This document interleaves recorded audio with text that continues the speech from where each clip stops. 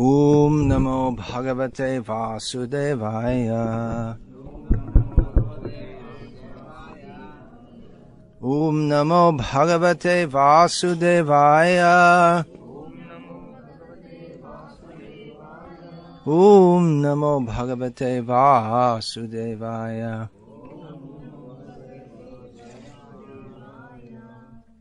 Srimad Bhagavatam, Canto 6, Chapter 1, Text 7, translation and commentary by His Divine Grace, A.C. Bhaktivedanta Swami Prabhupada. Shishuka Uvacha, Nached ihaiva pachiting yatang hasa, Kritatsya kuryan mana ukta parni bihi, Dhruvang savai pretya narakan upaiti, Ye kirtita me bhavatas tigma yatanaha. Translation. Shukadeva Goswami replied, My dear king, if before one's next death whatever impious acts one has performed in this life with his mind, words and body are not counteracted through proper atonement according to the description of the Manu Sanghita and other Dharma Shastras, one will certainly enter the hellish planets after death and undergo terrible suffering, as I have previously described to you. Purport. Srila Vishwanath Chakravarti Thakur mentions that although Maharaj Parikshit was a pure devotee, Shukadeva Goswami did not immediately speak to him about the strength of devotional service. As stated in Bhagavad Gita, Vangchayovya bhicharena bhakti yogena sevate sagunan samatityaitan brahma bhuyaya kalpate. Devotional service is so strong that if one fully surrenders to Krishna and takes fully to his devotional service, the reactions of his sinful life immediately stop. Elsewhere in the Gita, Lord Krishna urges that one give up all other duties and surrender to him, and he promises, Ahang twang sarva pape bhyo moksha yishami. I shall free you from all sinful reactions and give you liberation. End of translation of that Sanskrit. Therefore, in response to the inquiries of Parikshit Maharaj, Shukadeva Goswami, his guru, could have immediately explained the principle of bhakti, but to test Parikshit Maharaj's intelligence, he first prescribed atonement according to Karma Kanda, the path of fruitive activities. For Karma Kanda there are 80 authorized scriptures such as Manu Sanghita, which are known as Dharma Shastras. In these scriptures one is advised to counteract his sinful acts by performing other types of fruitive action. This was the path first recommended by Shukadeva Goswami to Maharaj Parikshit, and actually it is a fact that one who does not take to devotional service must follow the decision of these scriptures by performing pious acts to counteract his impious acts. This is known as atonement. So in this verse is mentioned, anyway I have to hold it to stop it falling down. So there's not much use of this. Now, in this verse it is mentioned stated that the hellish planets await persons who perform sinful activities and do not counteract them. Srila Prabhupada explains in the purport that a person who takes to devotional service doesn't have to undergo this process of atonement. By the process of devotional service in and of itself is so powerful that it destroys all sinful reactions. And there are many scriptural evidences regarding this. Several of them have been collected and quoted by Srila Rupa Goswami near the beginning of his Bhakti Rasamrita Sindhu. Speaking on this verse, in Honolulu, Hawaii, United States of America, on June the 15th, 1975, Srila Prabhupada said, quoting from Bhagavad Gita, Raja Gohyang Pavitramida Mutamam Kartam Avyayam. He quoted it like that. Srila Prabhupada continued to perform this activity. It doesn't require much energy, much austerity. Simply you join the Sankirtan movement and ecstasy, you dance, take prasadam. By this process you are guaranteed you will never go to the hellish planet. So this Sankirtan movement is so nice. Anyway, don't disbelieve, it is in the Shastra. So there are hellish planets, hellish birth, 8,400,000 species of birth. So we have to take information from the Shastra. Don't be foolish. As Srila Prabhupada often said, don't be foolish. This is a very grave situation being described here. Actually, this is at the beginning of the 6th canto. We find Parikshit Maharaj asking Shukdev about the descriptions, in regard to the descriptions of the hellish planets which are described at the end of the 5th canto. Of course, Shukdev, he didn't say, well, this is the 5th canto and I'm finishing it and now we're starting the 6th canto, but it is divided like that, later by Vyasadeva. So at the end of the 5th canto are descriptions of the hellish worlds, and in the beginning of the 6th canto, which I'm reading from today, Parikshit Maharaj first asked Shukadev that how can people be delivered from this, and Shukadev offers various means. Here he states that by performing atonement for one's sinful activities, one can be freed from suffering. Of course, Parikshit Maharaj, he understood that this isn't a very good solution, because someone who has the proclivity to perform sinful acts will go on doing so. So, even though he may become freed from the results of sinful reactions by performing pious activities, he'll go on again and again performing impious activities. And no pious activity can fully offset impious activities. And in fact, in performing pious activities, piety is often mixed with some impiety also. For instance, the killing of animals in sacrifice is a pious act, but there's some impiety there also, because the suffering is given to the animal, even though that is counteracted by the animal being raised to a new body. And in this world, it's practically impossible to fully separate piety from impiety. In performing a sacrifice, there should be tremendous care taken that everything is pure. The brahmanas should be fully pure, not only in their activities, but in their consciousness, which is very difficult to gauge. They should be expert in pronouncing the mantras. The time should be auspicious, the place should be auspicious, the participants should be auspicious. Even then, it may be difficult to, the desired result may not come about. It was at the beginning of the 5th canto, Maharaj Nabhi, is it, who had a sacrifice performed for getting children, and still he couldn't get it, and still he couldn't get a son.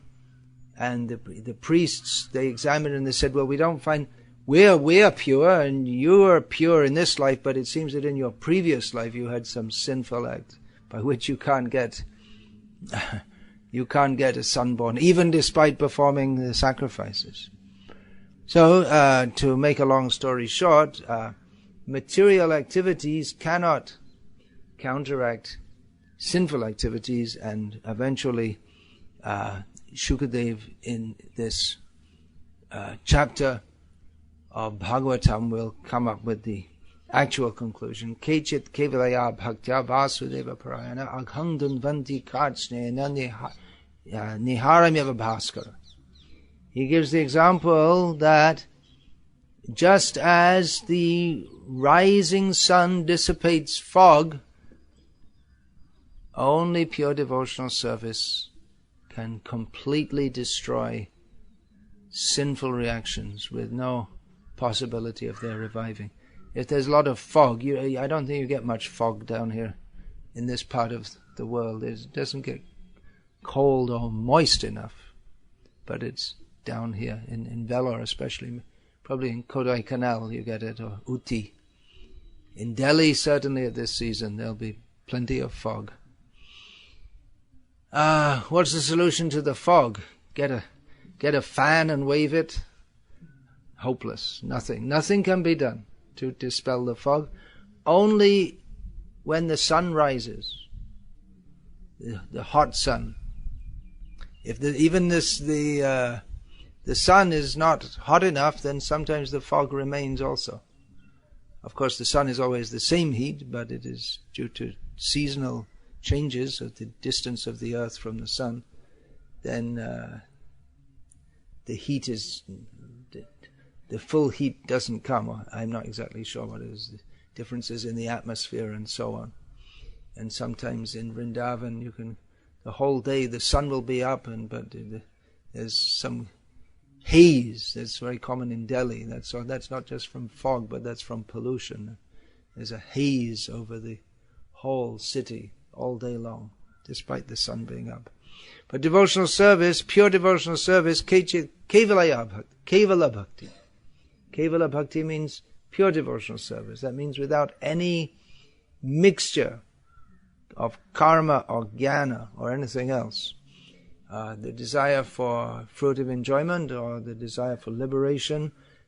Actually, if we say anything else, these two categories subsume all the unlimited kinds of contaminations that the conditioned souls can aspire to in their determined refusal of Krishna's mercy.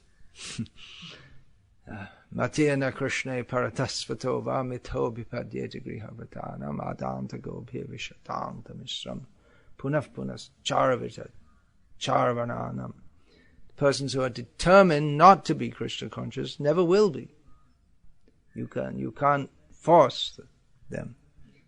Even if they purport to be searching for the truth or discussing what is the truth or trying to find the truth, or they're actually told about the truth because their real motive is to enjoy their senses, and then they do so, and they have to go to hell. And again and again and again they try to enjoy, and again and again and again they suffer. So pure devotional service is the cure for all of this. Unmotivated devotional service to Krishna, that will cut the contamination at its root.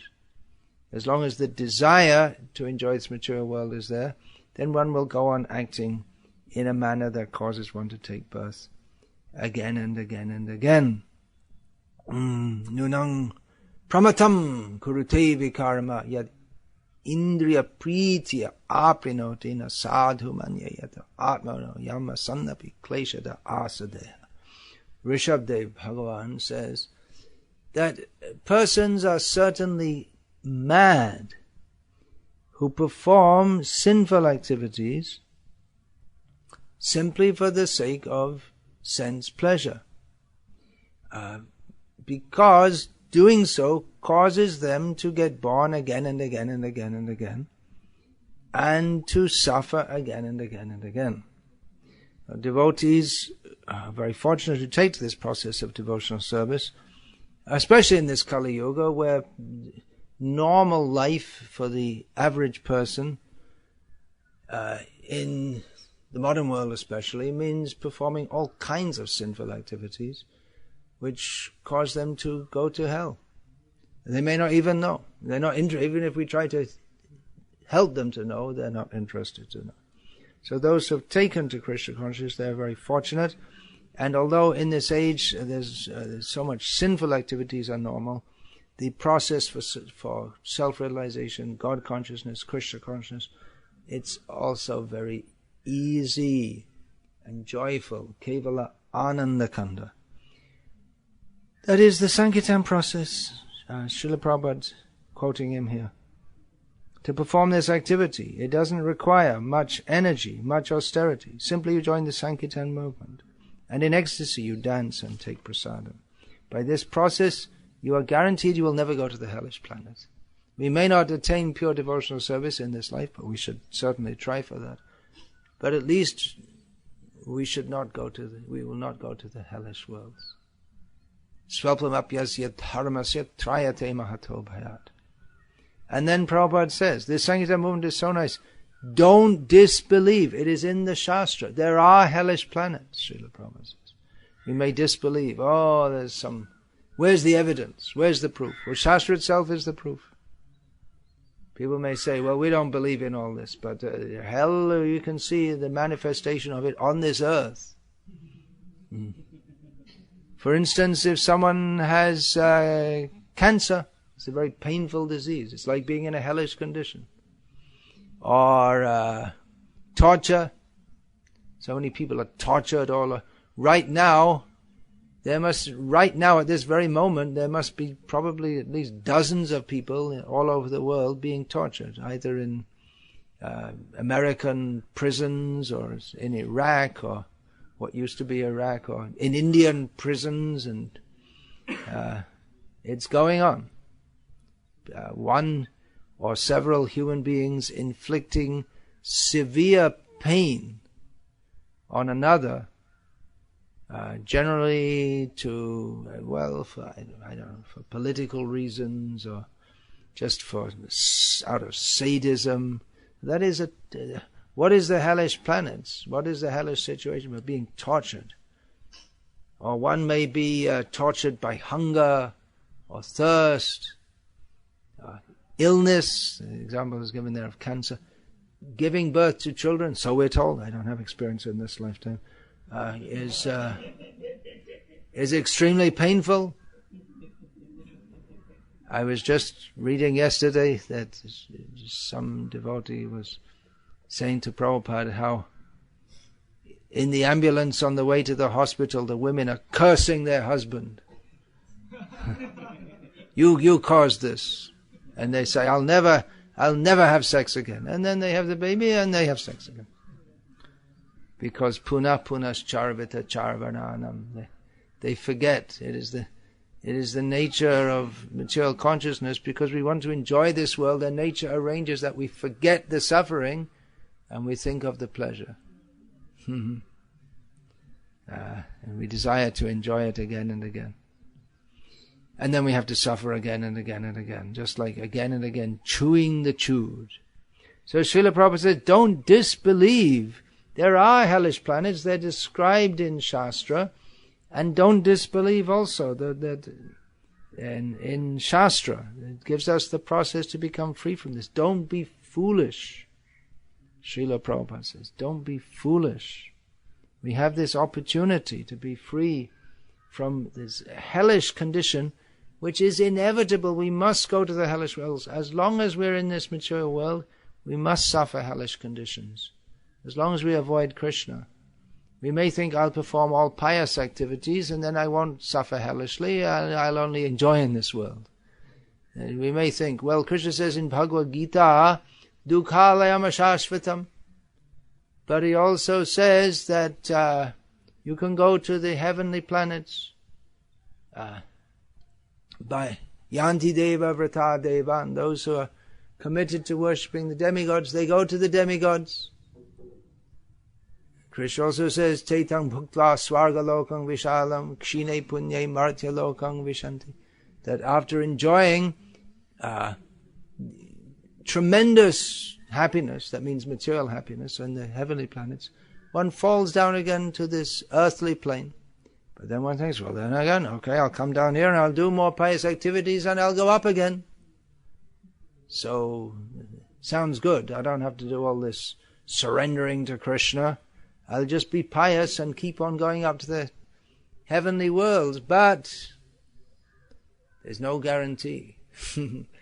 Nriga Maharaj, probably the most pious man in history in terms of performing fruitive activities for the sake of amassing pious credits for future enjoyment, he inadvertently performed some impious activity, which means that even if you're trying to be pious, you might accidentally perform some impious activity. And as a result, he had to go to a hellish condition.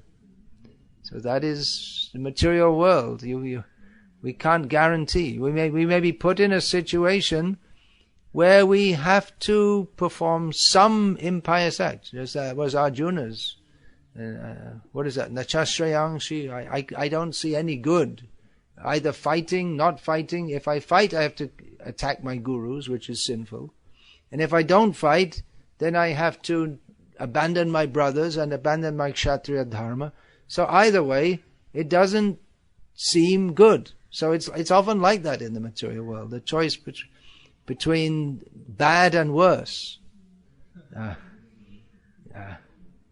So Krishna consciousness is the solution. It cuts through this otherwise impossible to escape from situation.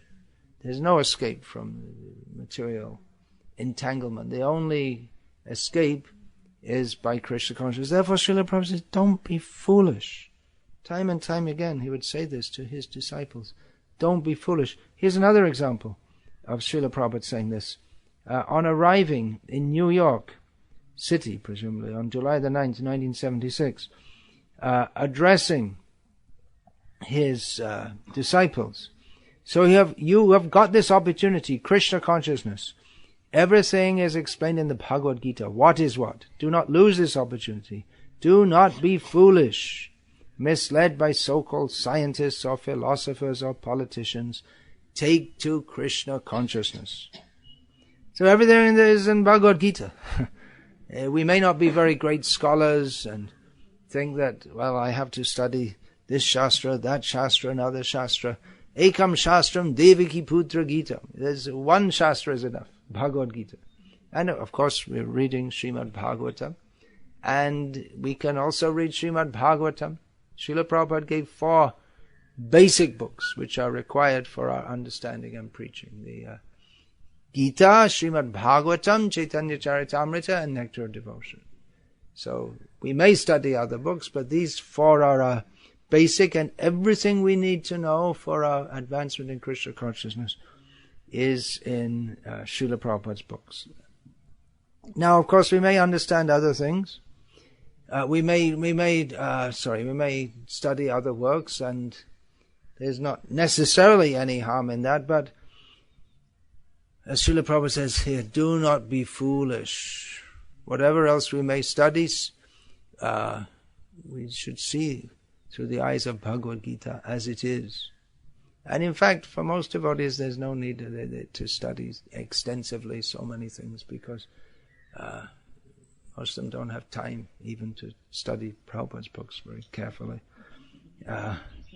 So just try to understand Bhagavad Gita as it is, and that will put everything into focus. Otherwise, we're in danger of being misled by Prabhupada states so-called scientists or philosophers or politicians.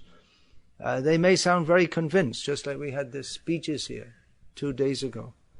And of course, I couldn't understand everything that was being said. Fortunately, someone wanted to translate for me, but I was not interested to hear what these Swamijis and politicians have to say. And they speak in a manner, as if they're very convinced about what they're saying. But we know, without even having it translated, that it's largely a bunch of nonsense. Or even if they say, yes, Krishna, Krishna, but if they go somewhere else, if they go to a Shiva temple, they'll say, Shiva, Shiva. The politicians, they speak what people want to hear, so that people will vote for them. Scientists also, they say, yes, life arose from matter. There's no evidence of any God. Evidence means they couldn't find God in their test tube, or they looked through their microscope and they couldn't find God, and they looked through their telescope and they couldn't find God, and said, it's proof, no God. Foolish. Don't be foolish, Srila Prabhupada. Don't be misled. They may sound very convinced.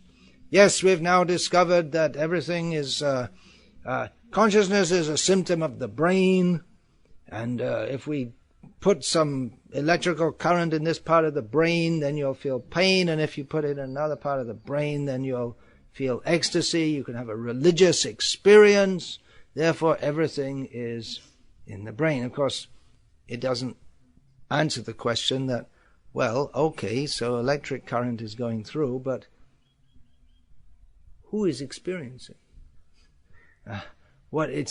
Chemicals are not, when we talk about experiencing, it's not chemicals. Any combination of chemicals doesn't experience anything. So don't be misled by the so-called sun. Yes, there was a big bang, and then everything came into existence. And why was there a big? Don't ask questions like that. It's like the blind faith that, well, God created everything, and they say, well, we didn't see any God. Well, we didn't see any Big Bang either. So you believe that everything came into existence out of nothing, and we believe that everything came into existence from God. And actually our hypothesis is much better, because where there is such tremendous order, we can expect that there's someone to order it all, to put it into place. But the scientists are convinced, the atheistic scientists are convinced that there's no God. So we should not be misled. Don't be foolish, Prabhupada said. Philosophers, so many philosophers, they may read so many books and come up with some theory, or they may interpret Srila Prabhupada in so many ways. This is wrong, that is wrong. But we can see, practically, those who take to Krishna consciousness under the instructions of Srila Prabhupada, even if they come from a very fallen background, that they become spiritually situated. Spiritually situated it means they don't act for sense gratification, they act only for the pleasure of Krishna. Of course, when we say that people are coming from a very sinful background, that particularly refers to people in the Western countries, but increasingly the same kind of very sinfulness is there, or here in India also, as especially in the bigger cities. People the young people especially, they have no idea of anything, nothing, no teaching of Bhagavad Gita, nothing.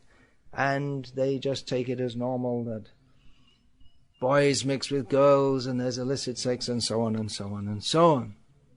So there may be various philosophers who say that, well, you have to have an Indian guru or Brahmin or something like that. But where are the Brahmanas? They're mostly in America, working for some beef eater to get some money, or some of them are in Bangalore working for maybe not beef eaters, but at least mutton eaters and egg eaters, and they're not Brahmins. Or there may be some traditional Brahmanas still, but they're not going to spread Krishna consciousness all over the world. They have no clue how to do so, nor have they any clue that they should be doing so. They're mostly concerned with avoiding other people, how to not touch them or see them, and traditionally the Brahmins are more concerned with untouchability. Don't touch others. Well, how are you going to preach to them? Then they think that you lost your Brahminhood if you go to the Western countries. So, all right, then not be a Brahmin, but be a Vaishnava. That's more. So various philosophies arise. Even they may be supposed to be based in Shastra. Shankaracharya, his teachings seem to be based in Shastra, but they're wrong, patently wrong. They don't make any sense. All is one and one is all. The only thing is, we forgot it. But if we're all one, then how do we forget it? If there's only Kevala Advaita, there's only oneness, then how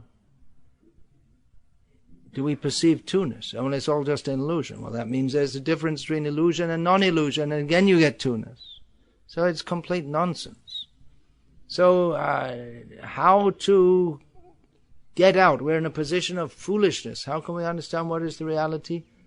That we have to go Mahajano Yenagata Sapantha. We should find out from those great personalities. Dharmasya Tattvam Nihitam Guhayam, who've captured the essence of all religion within their hearts. So don't be foolish. Again and again, Prabhupada is exhorting, don't be foolish. We have this process of Krishna consciousness. It clearly works, and even the more pious of non-devotees, they can perceive that Krishna consciousness is something very special, and that's why here in India many people are very appreciative of our movement. When in the Supreme Court, there's some court cases going on between the Ritvigvadis who by legal manipulation have stolen the temple, ISKCON temple in Bangalore, and claim it to be under their control, and so there's a court case going on, and the Supreme Court judge referred to this revered institution. So it is got, even the non-devotees who are somewhat pious can understand that this is something very special, this movement. Even Muslims who really don't have much to do with all these kind of things, many of them, they can also understand that, well, there are so many different Hindu movements, but this Hare Krishna, ISKCON, that's something somewhat special. In Bangladesh, I know that there's a majority Muslim country, but the people, most of the Muslims there, at least the educated Muslims there, all know about our movement. Many of the non-educated do also. They understand that this is something very special and very pure to follow such principles, rising early, full dedication to Krishna, and not various rules and regulations have to be followed. And many of them, they also come to our programs because they're public programs and people are curious, and many Muslims come to our programs also, and they can understand there's something very substantial and special here. Definitely there is, because the holy name of Krishna is none different from Krishna. The Krishna consciousness given to us by Srila Prabhupada is a very pure and powerful current. Krishna Shakti Bina Nahe Tar Pravata, imbued with the energy of Krishna, of Chaitanya Mahaprabhu, who wants to deliver this world. But the power of Maya is so strong that even if we're in this current, this powerful current of bhakti, we may start to doubt, we may start to feel that, well, it's no good, something's wrong here, or there may be things wrong if we're not following exactly, but the process itself is pure. The process itself is powerful. Maya is also powerful. So we have to keep good association. Don't be misled by so-called scientists, politicians, philosophers. Hear Srila Prabhupada, what he has to say. Stick to the path he has given. Don't be foolish. As Srila Prabhupada said in another lecture, again, don't be foolish. By the grace of Krishna, you have first-class intelligence, those who have taken to Krishna consciousness. Now try to continue it. Don't give it up. Don't be foolish. Mudha. Continue. Then you will be happy and all problems of life will be solved. Continue. Sometimes we find various problems, domestic problems or health problems. We think, oh, it's too much. Just too difficult to follow this Krishna consciousness. Prabhupada says, don't be foolish. Keep to the good intelligence. Stick to the process, whatever happens. Whatever problems we may have, they will all ultimately be solved by Krishna consciousness. Any other way we try to solve them will mean that we have to remain in this material world to suffer more and more and more problems. So, don't be foolish. Hare Krishna. Any question about this, please?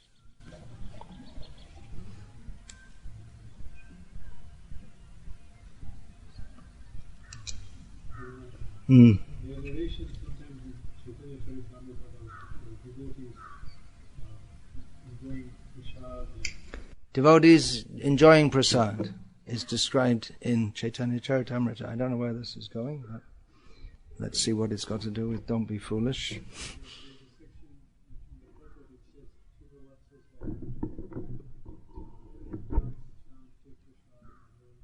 Yeah. In another section, then he says that actually we shouldn't enjoy these. Yeah, Srila Prabhupada talks about enjoying prasad, and another section he says we shouldn't enjoy.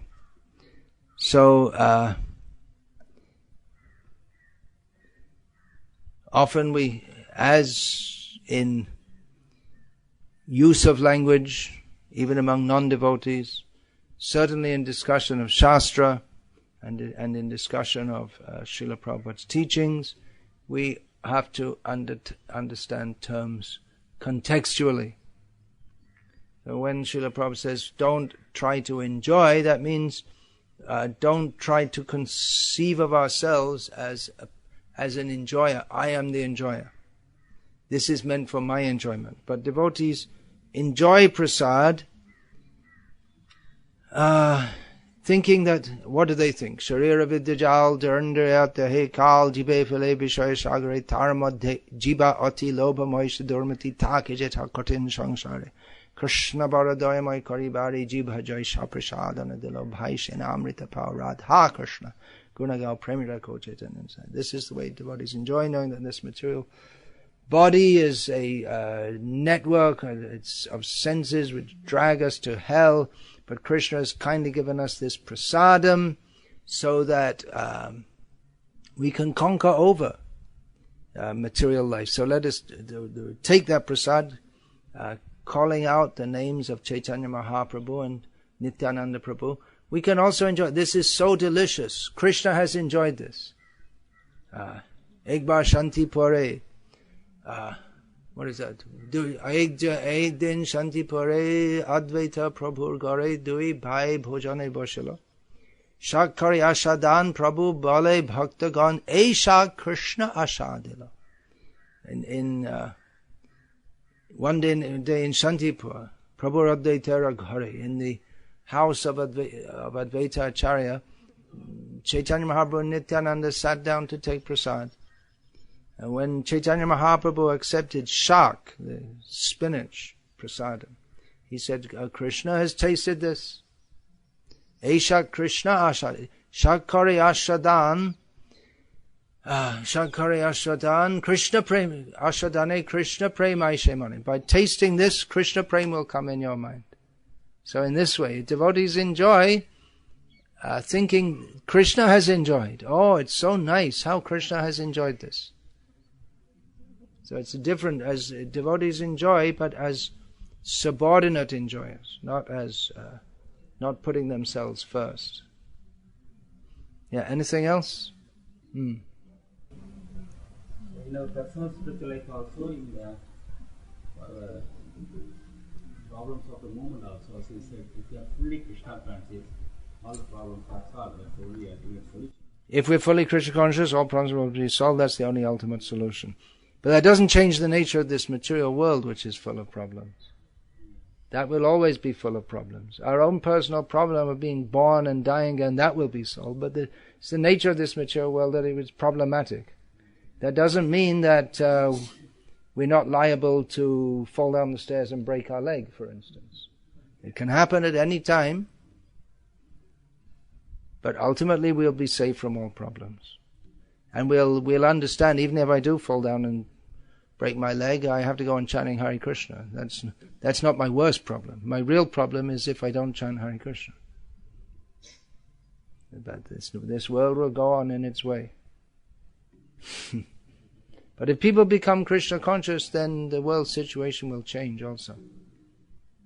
Directly and indirectly. Directly means that we won't be having all factories, therefore there won't be pollution, and with all the problems that come from that. And indirectly, because Krishna will be pleased, and his wife Bhumi Devi will be pleased, then Kamang Bhavarsha Kaparjanyo, the rain will fall exactly as desired, as needed, and so on. But most of us don't seem to have that level of full Krishna consciousness. No, we don't have that level of pure Krishna consciousness. That's a fact. That's why Prabhupada is telling us to come to that level.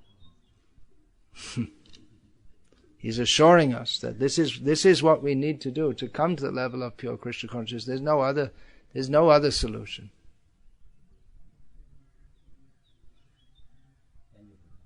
Hare Krishna. So we'll finish there. All glories to Srila Prabhupada. Hare Krishna.